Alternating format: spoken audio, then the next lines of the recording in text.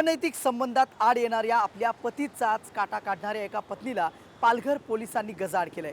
आपला प्रियकर संतोष यादव याच्यासह समिधा पिंगळे हिनं आपल्या पतीचा काटा काढण्यासाठी एक बनाव रचला, पण तो बनाव जास्त काळ टिकू शकला नाही आणि त्या आरोपींना पोलिसांनी गजाआड केलंय। समिधा आणि समीर पिंगळे पालघरच्या माहीम रोडवरील IDBI बँकेच्या मागच्या बाजूला राहायचे। पिंगळे दाम्पत्य हे पेशानं शिक्षक। 9 जुलैला समीर पिंगळे याचा मृतदेह घरातल्या बाथरूममध्ये आढळला। समीर याचा नैसर्गिक मृत्यू असल्याची नोंद पोलिसांनी केली, मात्र तरीही समीर यांच्या वडिलांना हा मृत्यू नसून हत्या असल्याचा संशय आला। त्यानंतर पालघर पोलिसांनी पुन्हा तपास सुरू केला आणि समोर आलं एक भयानक सत्य।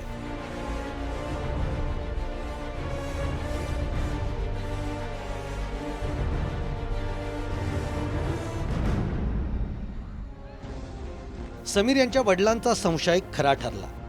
समीर याचा मृत्यू नैसर्गिकरित्या नसून ती हत्याच होती आणि या हत्येमागे समीर यांची पत्नी समिधा आणि या हत्येचं कारण होतं समिधाचे असणारे विवाहबाह्य संबंध। संतोष यादव याच्याशी समिधाचे अनैतिक संबंध होते। तिच्या या अनैतिक संबंधांची कुणकुण समीरला लागली होती। यावरून समिधा आणि समीर यांच्यात तणावही निर्माण झाला होता।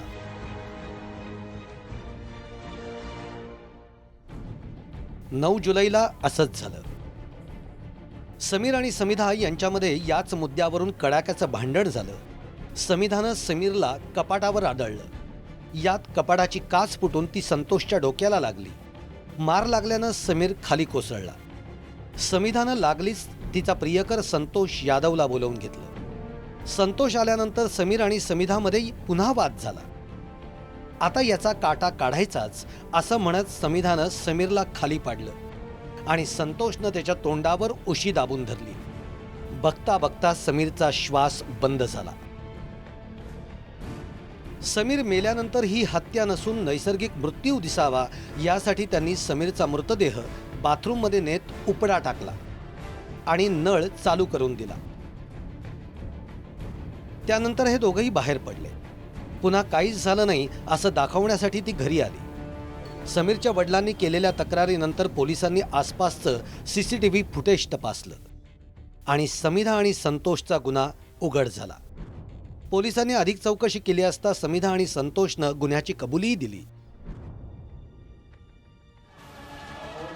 सुखी संसारात पती पत्नीचं नातं हे विश्वासाचं असतं, मात्र याच नात्याला तडा गेला तर एखाद्याचं आयुष्य सुद्धा बर्बाद होऊ शकतं। हेच समिधा पिंगळेच्या उदाहरणावरून दिसून येतं। ब्युरो रिपोर्ट, जय महाराष्ट्र।